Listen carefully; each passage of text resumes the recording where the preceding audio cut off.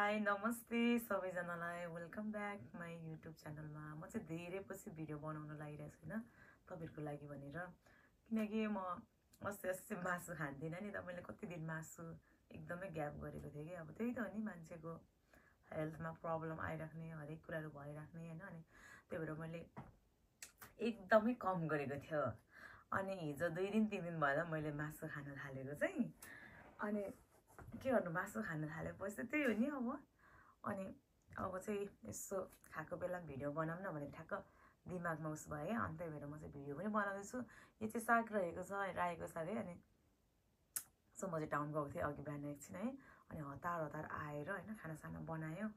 अनि त्यसपछि म चाहिँ तलै भिडियो बनाउँथेँ, ड्याडी फोनमा बोल्दै हुनुहुन्थ्यो क्या दाइहरूसँग। अनि त्यही भएर अब त्यो बोलेको साउन्डहरू सबै यहाँनिर उस हुन्छ नि त। त्यही भएर म चाहिँ अनि माथि रुममा आएर भिडियो बनाउँदैछु होइन। सो तर सुत्ने रुममा त खासै भिडियो नबनाउनु भन्छ नि भन्न त, तर के गर्नु, त्यही त नि। अब कहिले कसो भन्दै गर्छ होइन, हामी बनाउँदै गरौँ, के हुन्न।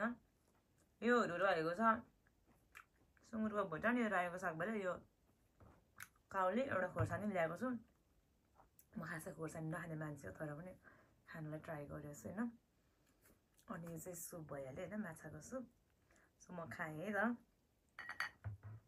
यति धेरै खाना त कसैले खाँदैन होला है। म चाहिँ एकदमै भोक लागेको भएर कति धेरै खाना हालेको छु क्या। सो तपाईँहरू चाहिँ हेरेर इन्जोय गर्नु होला है मैले खाना खाएको।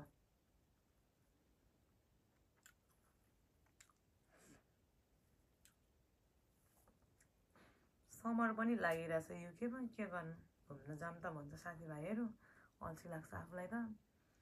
जस घुम्नु पनि एउटा टाइम, एउटा उमेर हुँदो रहेछ। अहिले त लास्ट छुट्टी भएर होला घुम्न नि मन लाग्दैन भन्नै पर्दाखेरि होइन।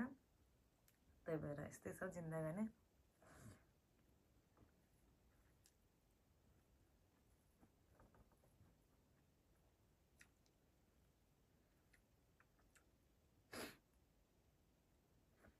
कति पछि मासुहरू खाँदाखेरि त कस्तो, तर खास चाहिँ मासु नखाएकै राम्रो है। बानी परिसकेको हुन्छ मासु नखाने, फेरि खान थालेपछि कस्तो खाउँ लाग्ने क्या मासु।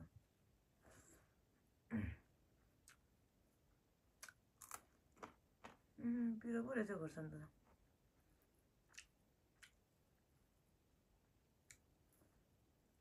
हजुरहरूलाई चाहिँ रायोको साग कतिको मनपर्छ? मलाई चाहिँ एकदमै मनपर्छ। मलाई त रायो सागमा त झन् रस हालेको मनपर्छ क्या।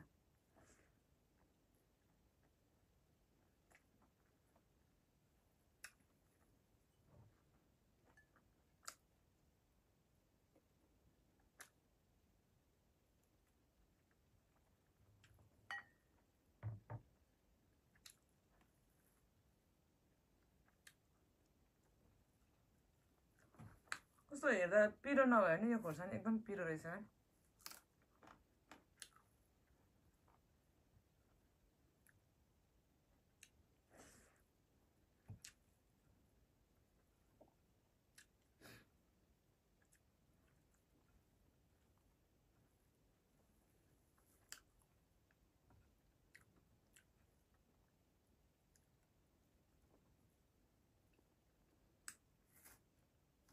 यस्तो राम्रो वेदर भएर चाहिँ बाहिर चाहिँ फेरि घाम लागेर चट्ट लागेर है। हिजो पनि वेदर एकदम राम्रो थियो।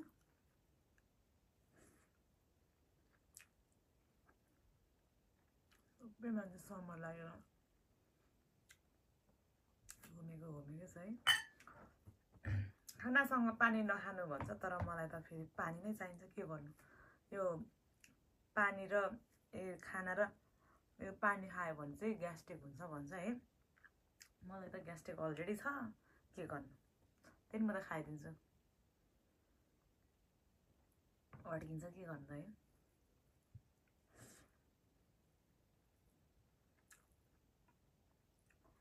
भन्नलाई त के भन्छ पारा त आफ्नै हो होइन, के गर्नु।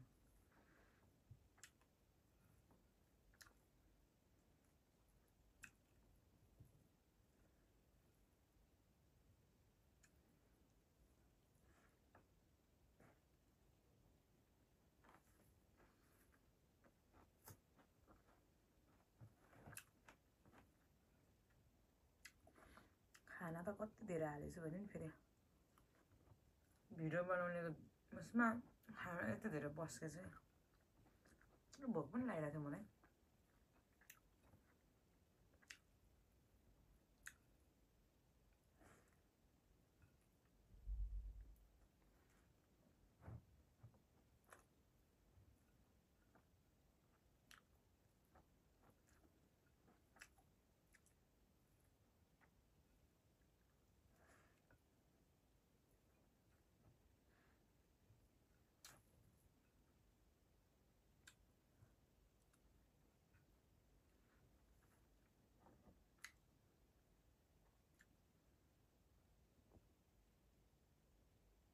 दुईचोटि पानी खाइदिइसक्यो भने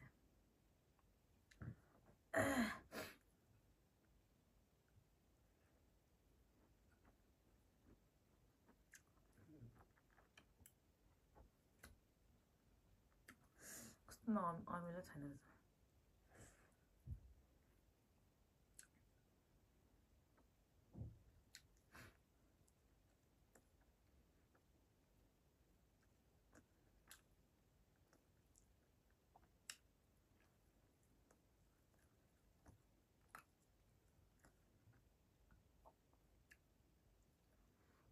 खाना चाहिँ साह्रै धेरै भएछ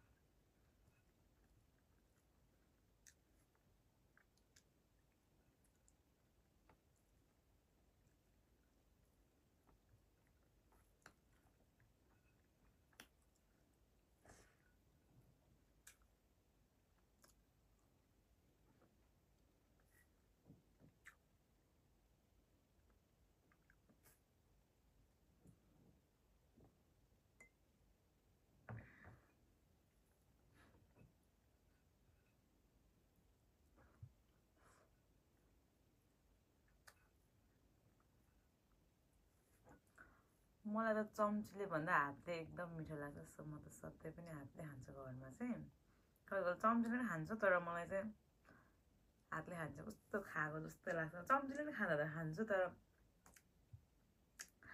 हातले खाँदा चाहिँ यस्तो स्वादिष्ट हुन्छ नि त सो त्यही भएर होइन म चाहिँ त्यसरी नै हातले खान्छु क्या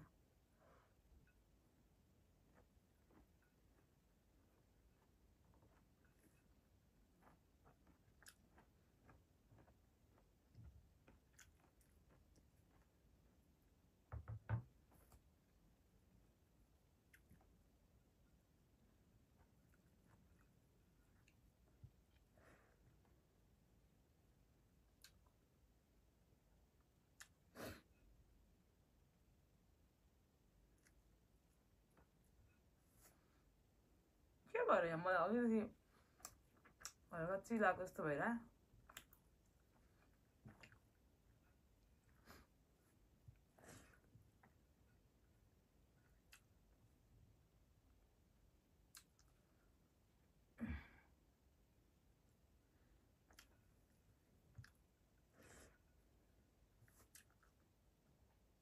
मान्छेले त गम गम खानु भन्छ नि त होइन खानु त खानु खै कसरी खानु मलाई गम गम चाहिँ खानु हुँदैन खिलाउँदै यता हल्लाउँदै उता हल्लाउँदै खानु मात्रै ठिक लाग्छ भाइ अनि त्यसमा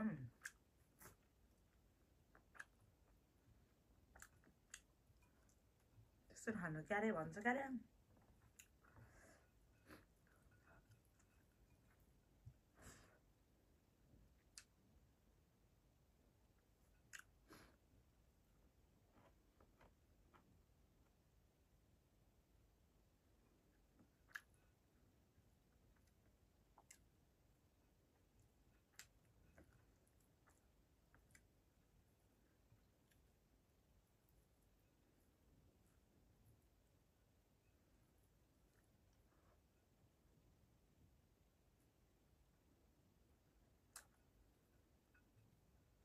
खाना धेरै भएर मलाई कस्तो टाइम लाग्यो खानु